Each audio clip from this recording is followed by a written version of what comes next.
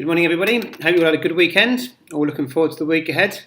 4th of July, so our American friends are going to be enjoying a holiday today. But for the rest of us, it's business as normal.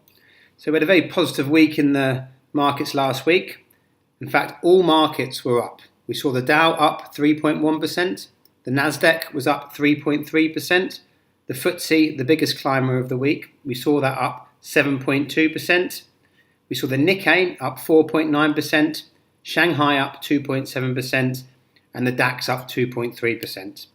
The bundle of four slightly worse performing than the Nasdaq as a whole. You'd have made 2.8% on the bundle of four during the last week. So clearly, after the extreme volatility of the Brexit vote, we're seeing some confidence coming back into the markets, especially the UK market, which actually is at its highest level since August 2015. Now, there's a little bit more to read into that insofar as some of their overseas earnings are going to be worth more, etc., etc. But at the end of the day, the whole Brexit negotiation, I was just hearing, is going to take up to 2 years. So for the next 2 years, there's going to be negotiations going on behind the scenes as to exactly how the UK leave the European Union. Now, that's not going to have an effect on the markets for the next 2 years. People are not going to be worrying about it for the next 2 years. It's going to head back to fundamentals, good companies. Of course, our currency has taken a beating, and we saw it slide another 3% down at 133, which is one of the lowest levels in 30 years against the US dollar. I think you're going to see a little bit of recovery there, possibly up to the 140s, but I think you need to be prepared for that to be where sterling's going to be for the rest of the year. I'm not sure we'll get to 150 by the year end. The US dollar euro remained flat, 111. The Chinese won. The Chinese wanted to weaken their currency, and as they have full control over this, we saw a 1.6% increase in the value of the US dollar against the Chinese one. The US dollar Japanese yen was flat for the week, but still a painfully strong Japanese yen for the Japanese who clearly want their currency to weaken a bit in order to aid their exports. Aussie dollar, once again, we were flat for the week. Sterling took a beating.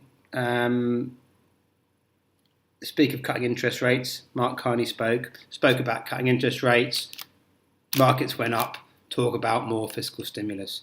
Again, these two factors are important. And Mark Carney is obviously making them decisions now to ride out this short-term uncertainty. But like I said, these negotiations are going to go on for 2 years. So let's just, get back to normal a little bit, shall we? Two of my favourite themes I always like to talk about are healthcare and technology.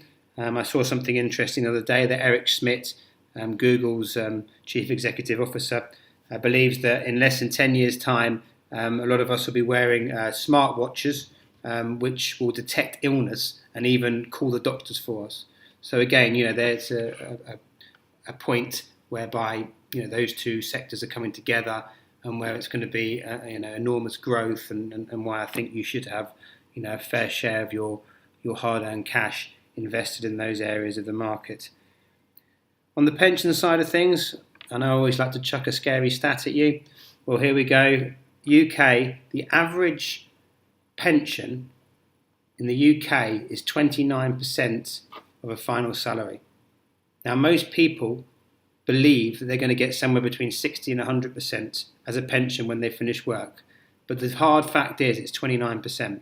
So again, I know I keep going on about this thing, but it's so important that you have something in place to make sure that you don't get caught out and you don't find that you're living your later lives with a fear of where the next pound or dollar or baht or dong is coming from. You need to get it sorted out beforehand. So in the football, fantastic result for Wales. That's superb to see a team, one of the minnows of the tournament, make it all the way to the semi-finals. And I think they can go all the way. They're playing a Portuguese side who, aren't particularly spectacular, albeit with possibly the best player in the tournament. I think they can go all the way, and good luck to them. France showed exactly what a mockery England are as a football team by putting Iceland where they belong, and I think it's the winner of that game. I think the winner of the semi-final between Germany and France goes on and takes the title. Djokovic is out of Wimbledon, therefore it's the door's open for Big Andy to take his second title.